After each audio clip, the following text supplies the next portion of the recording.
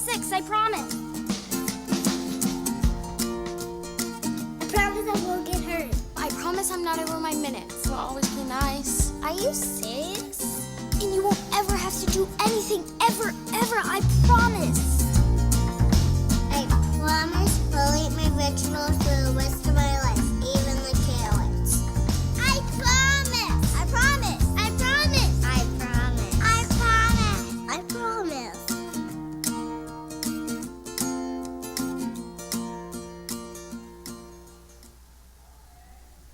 Buenas tardes. Quiero dar las gracias por su compañía. Gracias a los que vienen de México, en Sinaloa.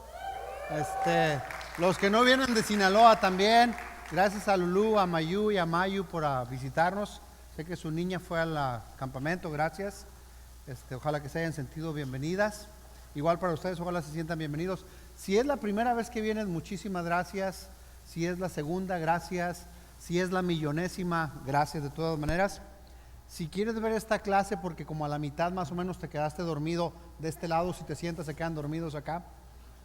Y despiertas y te gustaría repetirla o tal vez recomendarla a otras personas para que la vean en español o en inglés, puedes ir a iglesiadecristoelfaro.com o lighthousecoc.com si prefieres inglés. Y estamos empezando una serie nueva de 3 clases que se llama Promesas. Levanta la mano si alguna vez a alguien le has dicho promesas, puras promesas. ¿Quién ha dicho eso? Yo lo he dicho. Y es que todos tenemos un amigo o una amiga que habla mucho y promete mucho. Y en un momento le decimos promesas, pareces político. Por eso estamos haciendo esta serie, porque realmente cada vez es más difícil confiar en las promesas.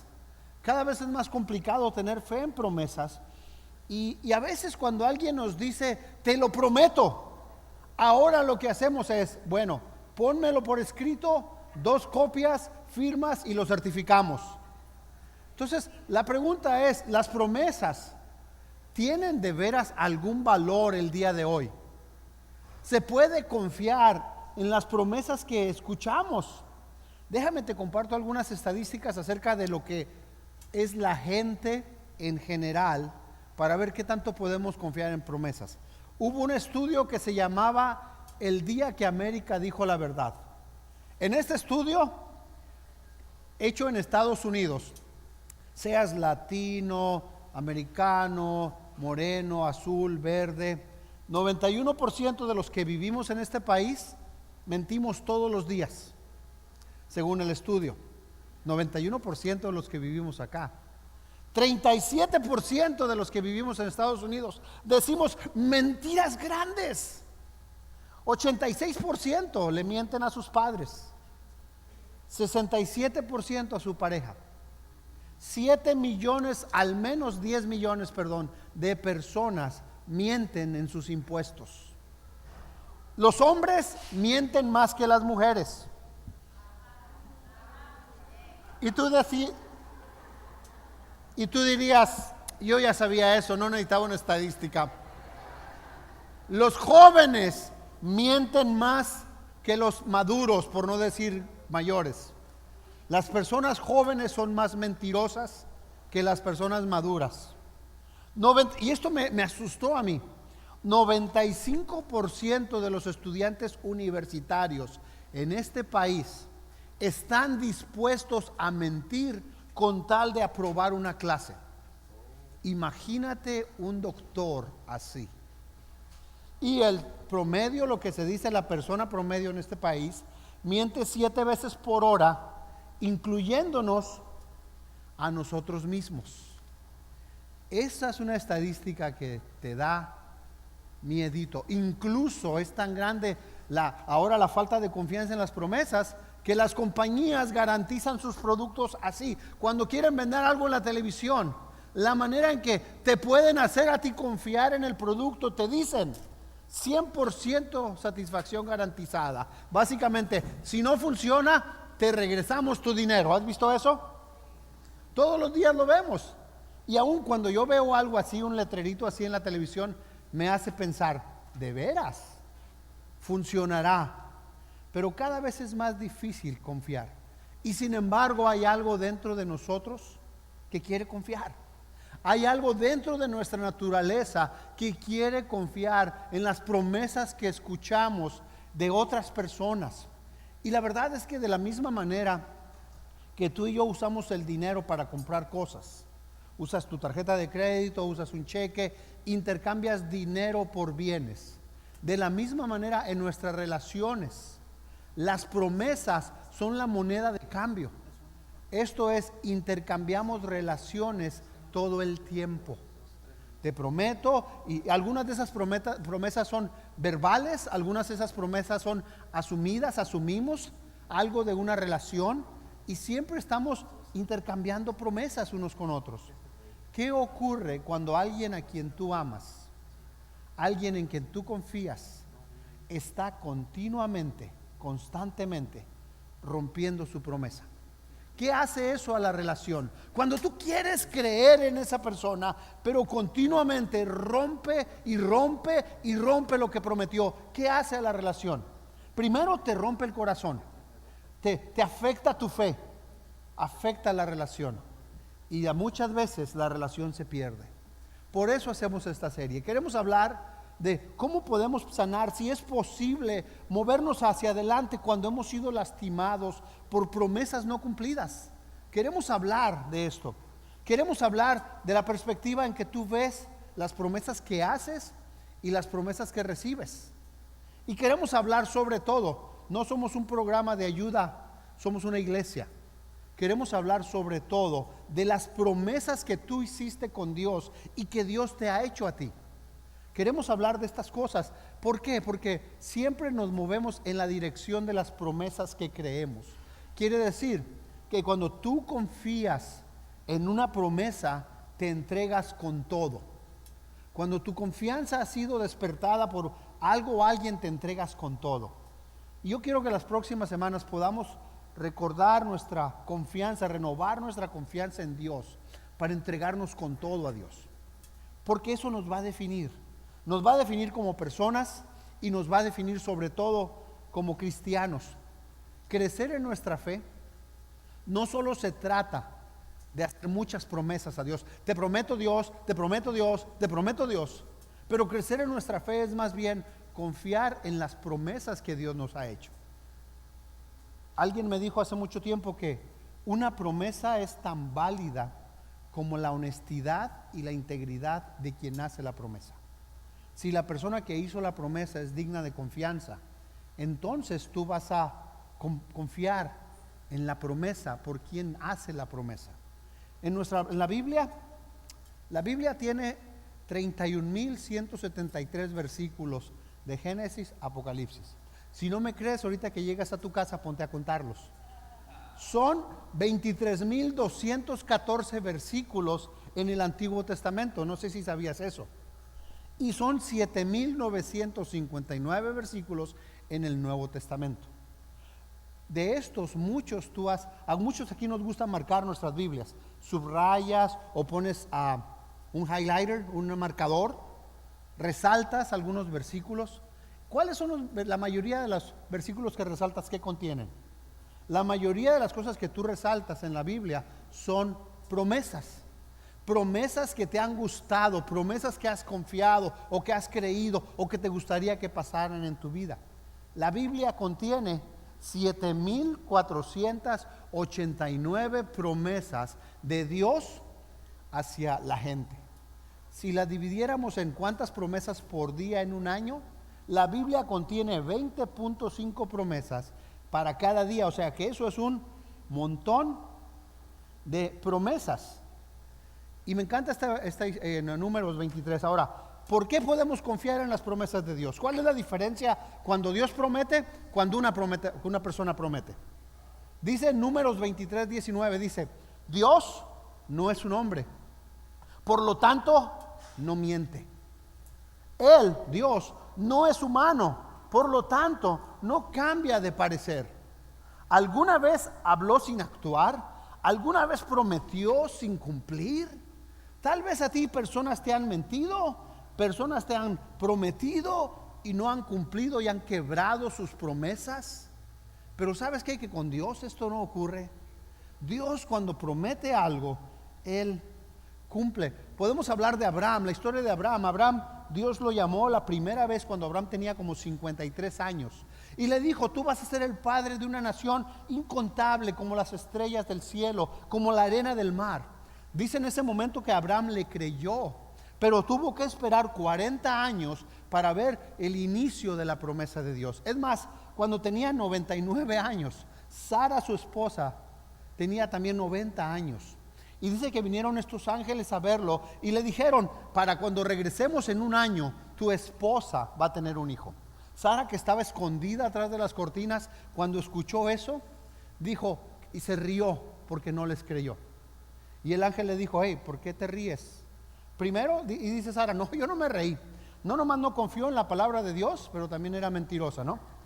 Pero Abraham logró ver la promesa de Dios. Moisés, cuando Dios llamó a Moisés, Moisés tenía como 40 años y le dijo: tú vas a liberar el pueblo de Israel. Moisés tuvo que esperar otros 40 años para ver la promesa de Dios cumplirse, y se cumplió. David, Dios a David le prometió que él sería el rey de Israel. Tuvo que esperar algunos años, pero vio cumplida la promesa de Dios. De quien quiero hablar hoy es de Juan el Bautista. La historia de Juan el Bautista es increíble.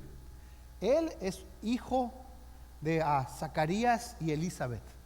Zacarías y Elizabeth son descendientes de Aarón, del sacerdote Aarón.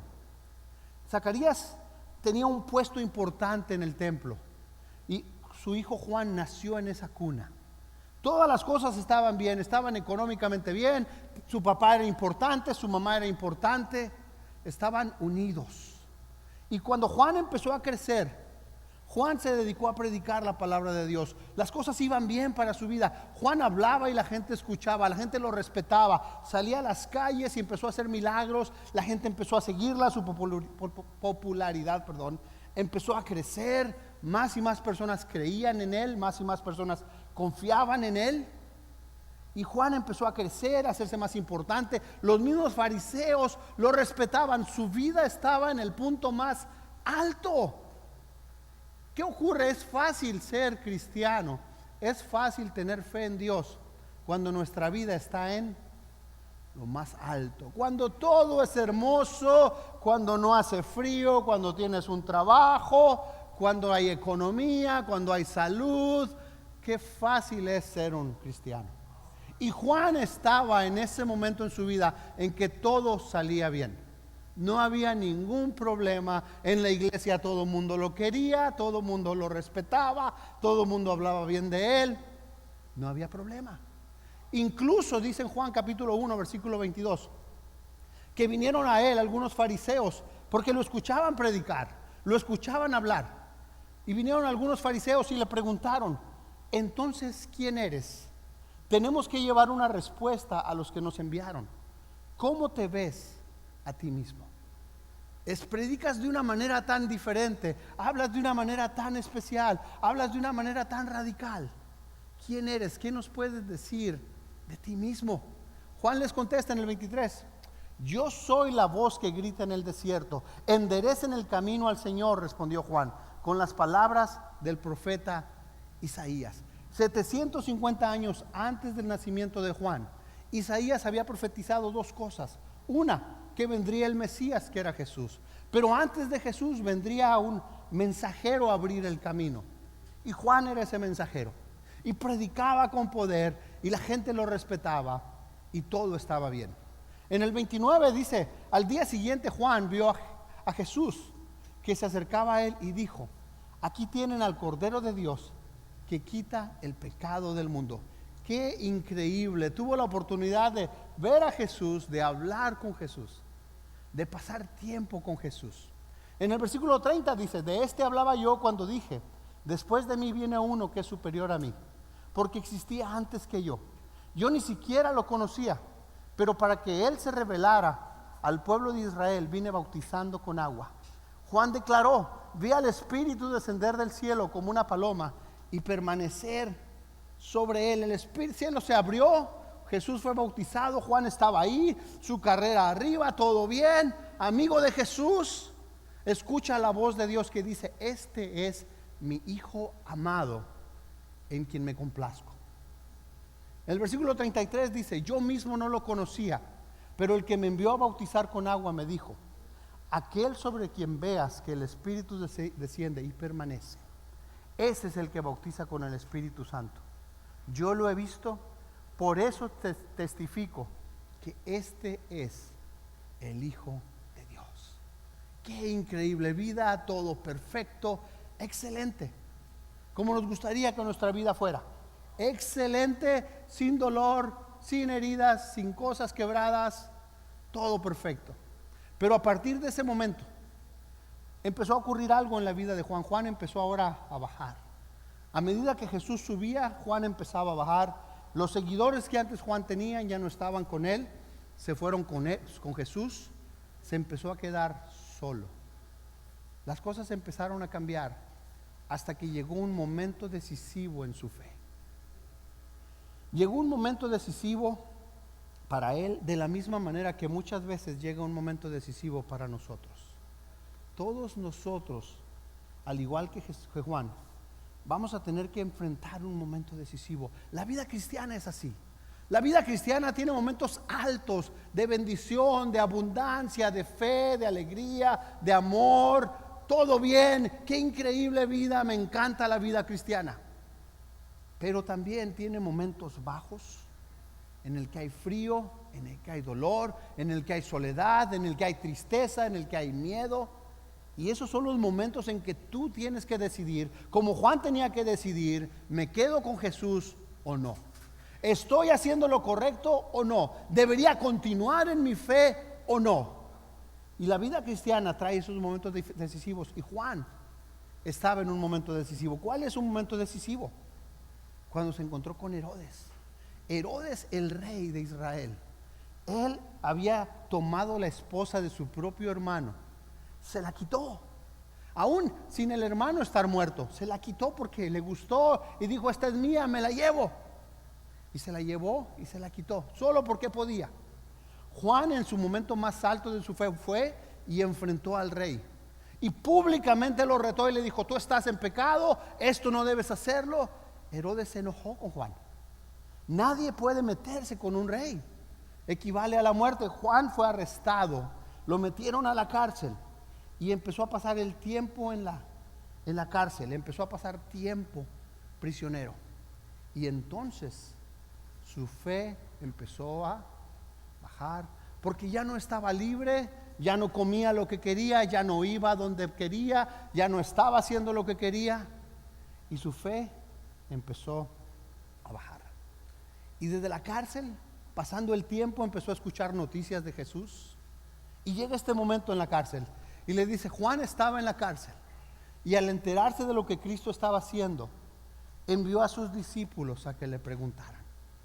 Cuando él empezó a ver que su vida no era como él pensaba o planeaba o quería, entonces decidió mandarle a preguntar. Y esta pregunta que va a hacer revela dónde estaba la fe de Juan en ese momento, que pasó de estar en lo más alto, pasó a un momento decisivo. Y esta pregunta revela dónde está su fe. Y la pregunta es esta: ¿eres tú el que había de venir, o debemos esperar a otro? Si alguien no debería haber dudado de Jesús, debería haber sido Juan, el que menos duda debería haber tenido. Él lo vio, según la carne eran primos, eran 6 meses de diferencia de edad. Juan lo escuchó predicar, Juan lo bautizó, Juan vio el Espíritu Santo bajar, Juan estaba con Jesús. Él debería haber confiado ciegamente en Jesús.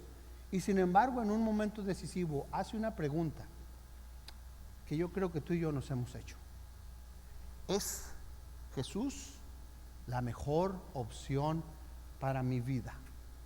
¿Es seguir a Jesús la mejor opción para mí? Es seguir a Jesús, lo que quiero, entregarme, renunciar y enfrentar lo que sea junto a Jesús. Es esa la decisión que más me conviene a mi vida. Y Juan en ese momento, porque las cosas, tal vez Juan tenía cosas que había asumido en su relación con Dios. Las cosas no estaban saliendo como tal vez él pensó que deberían estar saliendo. Tal vez él pensó, bueno, para este momento yo debería estar casado, ya debería estar en mi casa, ya debería estar mejor. ¿Por qué está pasándome esto? Si he obedecido, si he estado con Dios, ¿por qué estoy pasando este momento tan difícil? Tal vez las expectativas de Juan no incluían ir a la cárcel. Tal vez las expectativas de Juan no incluían morir asesinado por su fe.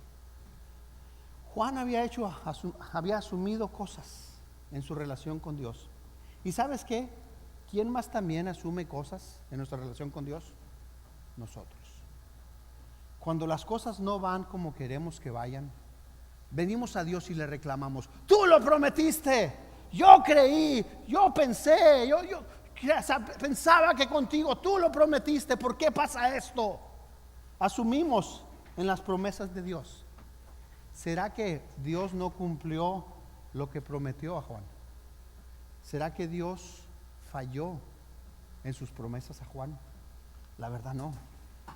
Dios cumplió. Pero Juan había pensado que cuando Jesús venía, porque la Biblia había dicho que él iba, la profecía había dicho que él iba a ir a abrir el camino, él iba a ir adelante del Mesías y junto a él iba a ir el Mesías. Entonces él pensó, bueno, si viene el rey del mundo, lo más seguro es que me toque reinar con él. Si Jesús está ahí enfrente, yo voy a estar a un ladito como su ayudante, su apoyador, y nos va a ir muy bien.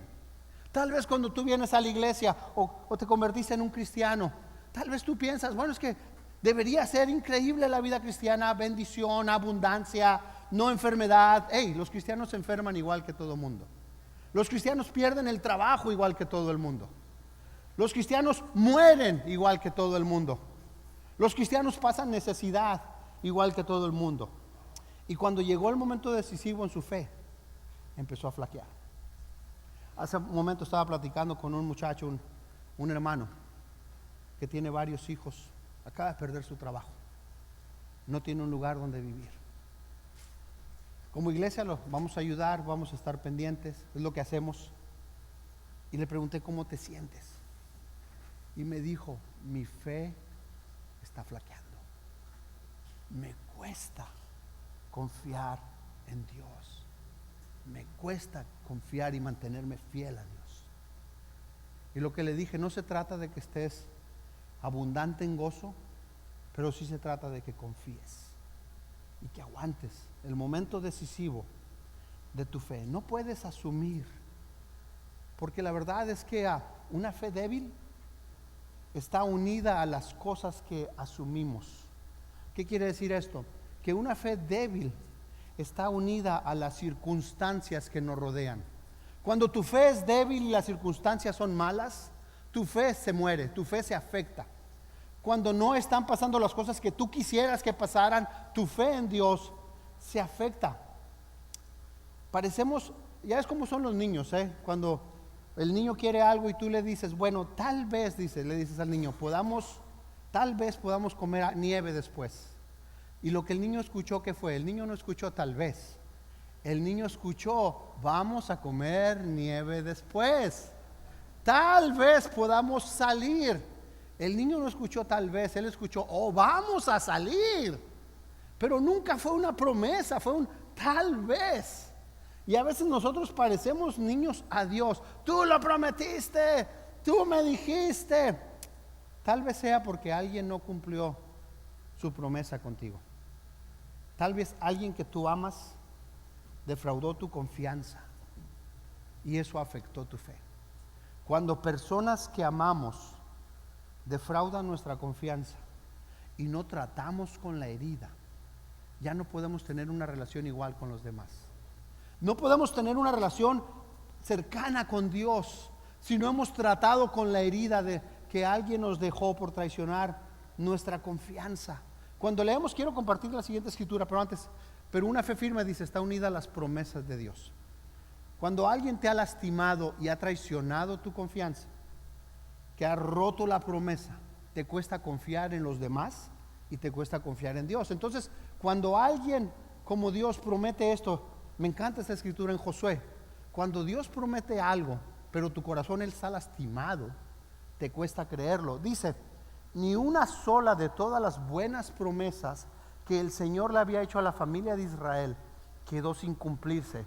Todo lo que Él había dicho se hizo realidad. Cuando nuestro corazón está lastimado por alguna persona que ha quebrado la confianza y su promesa, entonces ya no escuchamos y no creemos igual, ya no entregamos el corazón igual. Y aún nos cuesta confianza hasta creer, nos cuesta trabajo hasta creer en Dios. Pero podemos confiar en Dios sin dudar, podemos confiar en Dios sin temor, porque la palabra de Dios habla de que Dios entregó a su Hijo Jesús para ti y para mí. La cruz de Cristo es la prueba más grande que podemos confiar en Dios. Jesús muriendo por ti, muriendo por mí, por nuestros pecados, muestra que podemos confiar en Dios sin dudar. Su salvación, lo que Dios prometió fue salvación, vida eterna. No prometió nada más. Incluso en Lucas 17 dice que va a haber muchas situaciones y muchos momentos para tropezar. Cuando Jesús iba con sus seguidores, no había falsas promesas, solo la verdad. Va a ser difícil, va a ser doloroso, va a ser complicado, pero si te mantienes fiel, alcanzarás la salvación. Esa es la promesa que Dios hizo en la cruz de Jesús. Y otra cosa es que las promesas rotas del pasado hacen que sea difícil confiar en el futuro. Cuando alguien en quien tú confiabas te ha lastimado y te lastimó fuerte, te cuesta confiar en otras personas. Te cuesta volver a dar el corazón, incluso a Dios. Te cuesta volver a creer porque la confianza ha sido lastimada. Tal vez tu esposo, tu esposa, un amigo, una amiga te ha lastimado y quebró el corazón. ¿Cómo podemos tener relaciones sanas si no hemos curado las promesas rotas? Si no hemos hecho a un lado el pasado para que ya no siga afectándonos hoy. Muchos de nosotros estamos atorados.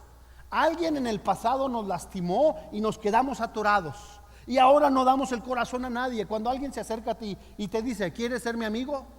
La respuesta es no, no necesito amigos. Podemos ser compañeros, pero no amigos. Estamos atorados en no dar el corazón a los demás. Estamos atorados en no amar a los demás, porque alguien nos lastimó. Estamos atorados hasta para amar y entregarnos a Dios, porque alguien nos traicionó y no lo hemos arreglado. Estamos atorados y escondiendo nuestro corazón. Las personas así no pueden amar ni entregarse totalmente a Dios ni a los demás. Mientras cargas y no te deshaces de la herida que una promesa rota te hizo, no puedes amar ni entregarte a la gente o a Dios. Necesitas preguntarte, ¿cuál promesa rota del pasado te sigue lastimando hoy? ¿Quién te lastimó en el pasado y lo sigues arrastrando el día de hoy? La otra cosa es, ¿en cuáles áreas de tu vida, de mi vida, es difícil rendir a Dios? Si nos visitas hoy, puedes sacar tu teléfono y mandar un texto. Quiero hablar con los miembros primero. Puedes checar tu Facebook, nomás no hagas mucho ruido. Puedes escuchar una canción, nomás no hagas mucho ruido. Hermanos, hermanas, ¿cuál áreas de tu vida necesitas rendir a Dios? ¿Qué áreas de tu vida es difícil? ¿Por qué vienes a la iglesia a medias? ¿Por qué vienes medio a la iglesia y te sientas y te vas igual? ¿Por qué no te entregas a los hermanos y a tu charla, los que van a su charla? ¿Por qué no puedes entregarte el corazón a los hermanos y a las mujeres en tu grupo? ¿Por qué estás entregando la mitad solamente? ¿Por qué a medias? Asistes, pero no te das. Tu cuerpo está presente, pero tu corazón está lejos. ¿Por qué te entregas solamente a la mitad? Oh, es que en el pasado alguien me lastimó. alguien me mintió y en el pasado. ¿Y eso te justifica de no entregarte a Dios? El que te hayan lastimado antes justifica que no ames a Dios y te entregues a Dios. ¿Tú crees que justifica? Oh, Dios, no te amé, no me entregué a ti porque alguien me lastimó en el pasado. Que alguien en el pasado me haya lastimado no significa que no pueda entregar mi corazón ahora a nuevas personas y entregar mi corazón a Dios. ¿Así quieres vivir el resto de tu vida, mi hermano? ¿A medias? ¿Entregado a la mitad? Nomás el cuerpo presente pero sin corazón. ¿Así quieres vivir el resto de tu vida mediocremente, presente solamente? Para eso te bautizaste. Para eso te convertiste, para nomás venir a medias, mediocremente, sin entregar el corazón a las personas, al grupo, a la gente a tu alrededor. El que te hayan lastimado antes no justifica que no te entregues ahora. No justifica que no ames, que no sirvas, que no des todo a Dios. No lo justifica. ¿Te acuerdas cuando te bautizaste? ¿Te acuerdas qué es la pregunta que te hicieron? ¿Cuál es tu buena confesión? Dijeron. ¿Te acuerdas qué preguntan cuando dicen cuál es tu buena confesión? ¿Alguien te torció la mano? ¿Alguien te puso una pistola? ¿Alguien te dijo, sin pobre de ti que no lo digas? ¿Alguien te dijo eso? ¿O tú qué dijiste? ¿No dijiste Jesús es mi Señor? ¿No fue algo que tú prometiste?